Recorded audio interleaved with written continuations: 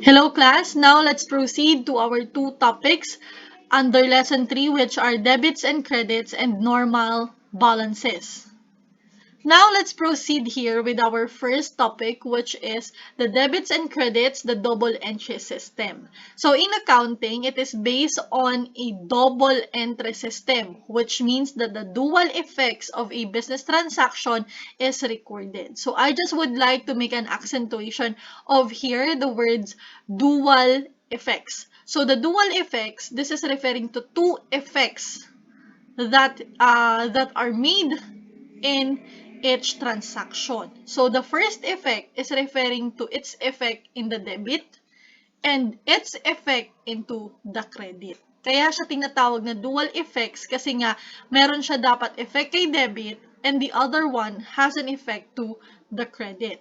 So a debit side entry must have a corresponding credit side entry. So ibig sabihin in the double entry system or in having a debits and credits, there should always be a debit with a credit. Hindi po pwede na puro debit lang, walang credit. Hindi po pwede yon. So here in the rule, in the double entry system, if there is a debit, there should be a corresponding credit side entry. Okay? Always remember that, hindi pa pwedeng debit lang, dapat may credit din. Magkasama sila palaging dalawa. Kaya nga ang tawag natin debit and credit. For every transaction, there must be one or more accounts debited and one or more accounts credited. And each transaction affects at least two accounts.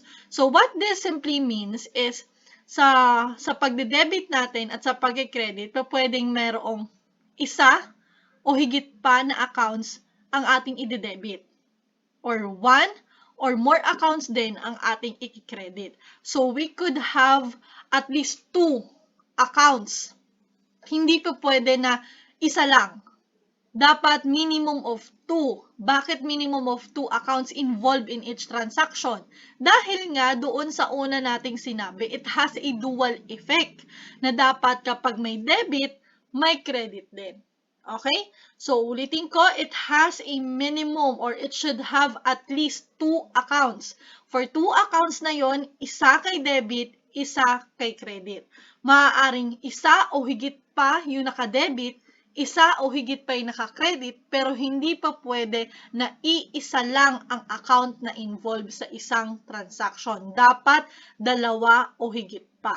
Dalawa o higit pa, isa o higit pa ang naka-debit, isa o higit pa ang naka-credit. Dapat pag may debit, may credit. Okay? The total debits for a transaction must always equal the total credit. So, always remember that. Kung magkano ang nakalagay kay debit, dapat ganun din yung halaga in total kay credit. Kung magkano ang nakalagay kay credit, dapat ganun din ang halaga in total na nakalagay kay debit. So, always remember that. Dapat balance si debit kay credit. Okay? Next, ano nga ba ang ibig sabihin ng debit? Pag sinabi po nating debit, the simple definition of that is left. Bakit sinabing left? The account is debited when an amount is entered on the left side of the account. Kasi yung account na yon, yung account title and yung amount ay nakalagay sa left side. Kaya siya tinatawag na left yung debit. Again, para hindi natin makalimutan, pag sinabi nating debit, yan ay nasa kaliwa. Or ang definition niya ay left kasi siya ay nilalagay natin sa left side of the account. Okay? How about when we say credit? Pag sinabi naman natin credit, this refers to a right. Why? Why its definition is simply referring to the right side? Because the account is credited when it is entered on the right side of the account. So, ibig sabihin, isinusulat natin siya, nire-record natin siya sa right side. As simple as that. When we say debit, it is being recorded or entered into the left side, or its simple definition is left. But when we say credit, its simple definition is right simply because it is being entered on the right side of the account. Now, let's proceed to the rules of debit and credit. Pag sinabi nating rules of debit and credit, halos pumapasok na tayo dun sa topic na normal balances. Di ba may sinasabi tayo na kapag nabawasan si asset, pag nadagdagan si asset, pag nadagdagan yung pagkakautang or nagkaroon ng pagkakautang, liability, pag nagbayad ng pagkakautang or binawasan natin yung pagkakautang natin or liability natin, pag nagbayad tayo ng gastusin natin, pag nag-withdraw si owner, kapag naglagay ng pera si owner sa business, ano ba yon? Asan siya ilalagay ngayon? I-identify na natin siya kung debit ba siya or credit. Kapag nabawasan, nadagdagan, si asset, si liability, si equity, and si expenses, saan siya dapat ilalagay in particular? Debit ba siya or credit? So, that is the goal of this next topic.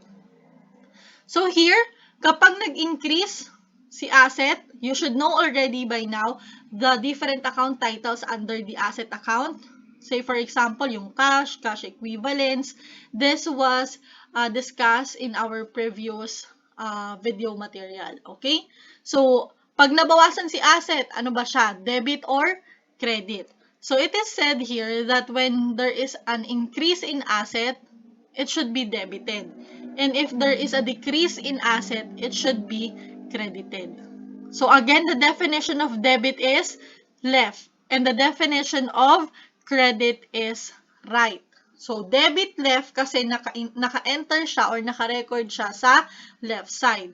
So credit siya kasi naka-record siya sa right side. Again, increase in asset, debit. Decrease in asset, credit. Halimbawa, our transaction here is AXY company bought office supplies for 5,000 pesos cash. So, yung company daw, bumili ng office supplies. Okay? Ano ang binili? Office supplies. Ano ang ipinambili? Cash. Office supplies and cash are both asset. So, nadagdagan yung asset natin kasi bumili tayo ng ano? Ng office supplies. So, ang asset na nadagdag sa business ay office supplies. Ang asset na nabawas sa business ay cash. Kasi yun ang ginamit natin pambayad sa office supplies. So, therefore, nag-increase ang asset natin. Ano yung i-debit natin? Office supplies. So, isusulat natin siya sa left side. So, kapag nag-decrease in asset natin, ano yung nag-decrease na asset natin? 5,000 pesos cash. So, therefore, credit siya. Si cash ay credit dahil nabawasan yung asset natin. So, ilalagay natin siya sa right side. Another example, another rule. Another rule, increased in liability, decreased in liability. So, kapag nag-increase or nadagdagan or nagkaroon ng pagkakautang si business, ano ba siya? Debit or credit? Kapag nabawasan or nagbayad ng pagkakautang ang business natin or liability ang business natin, debit ba siya or credit? Kabaliktaran siya nung sa asset. Kapag nagkaroon ng pagkakautang ang business natin, you have to credit the account. But if there is a decrease in liability, you have to debit the account. Ulitin ko, pag nagkaroon ng pagkakautang or nadagdagan ng pagkakautang ng business natin, you have to credit it.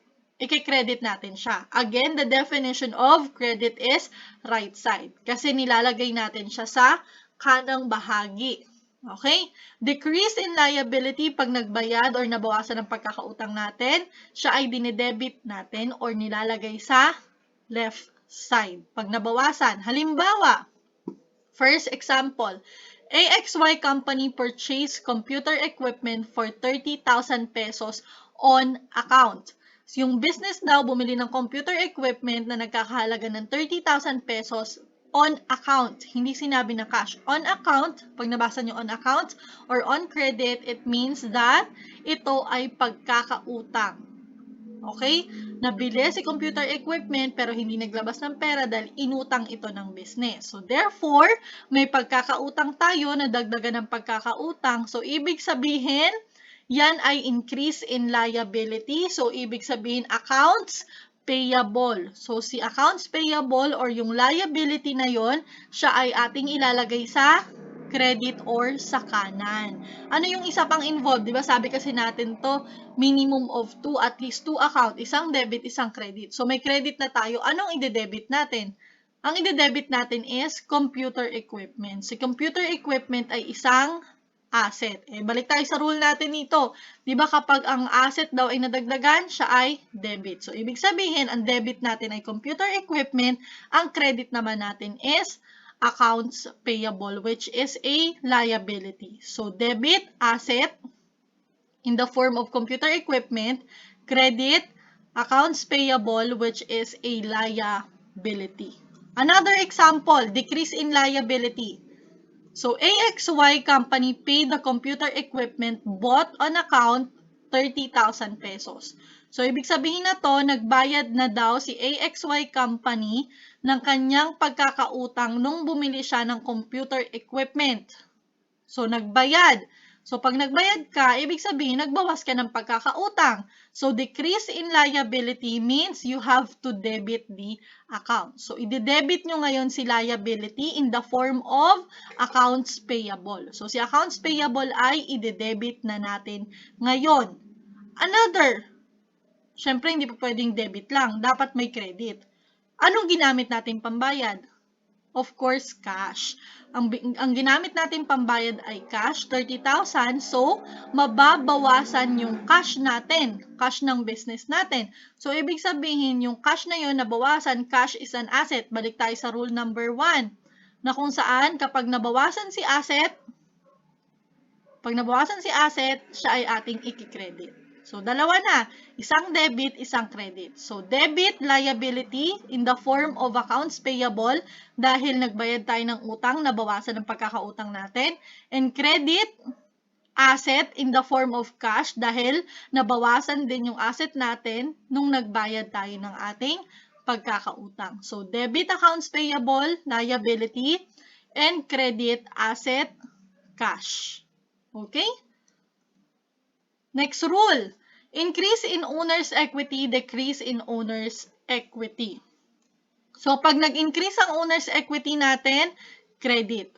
Pag nag-decrease ang owner's equity natin, debit. Halimbawa, increase in owner's equity. Ang first example, first statement is referring to increase in owner's equity. Halimbawa, the owner of AXY company invested 100,000 pesos cash into the business. So, nagdagdagan ang pagmamay-ari ng business natin dahil naglagay ng pera si owner sa ating company. But that is in the form of capital.